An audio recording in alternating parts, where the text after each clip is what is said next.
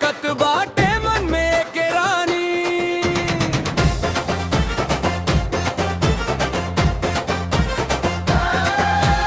गंगा जल के ठंडक भीतर जैसे श्रद्धा जागल हो। तिरकुट के डागरिया निहारी भोले के दर लागल हो।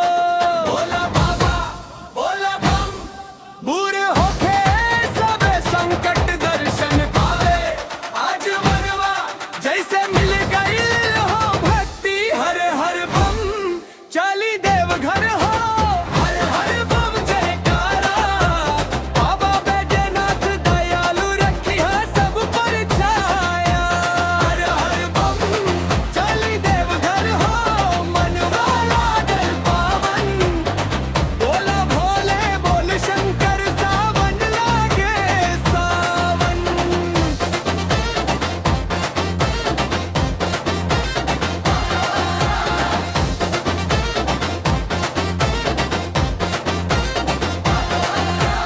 बेल पत्ता अर धतूरा भंग चढ़ाई सादर से। जल अर्पण करब चरण में भाव रखी पागर से।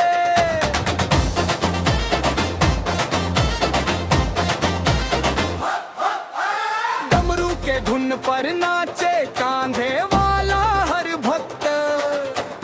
भोले नामे मिट जाला सगरी पीड़ा के सख्त। भोला बाबा बोले वो हेरा में उजियार संगे संगे चलदा भोला पूरे हो गए अनुमान। हर हर बम चली देवघर हो। हर हर बम जयकारा बाबा बैजनाथ दयालु रखिया सब पर छाया। हर हर बम चली देवघर हो मनवा लागल पावन। बोला भोले बोला शंकर सावन लागे सावन।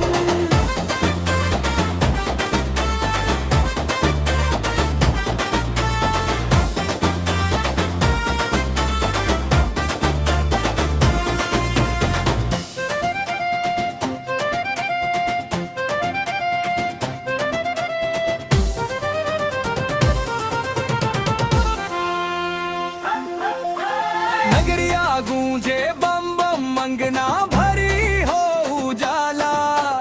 भक्तन के हाथ उठल बा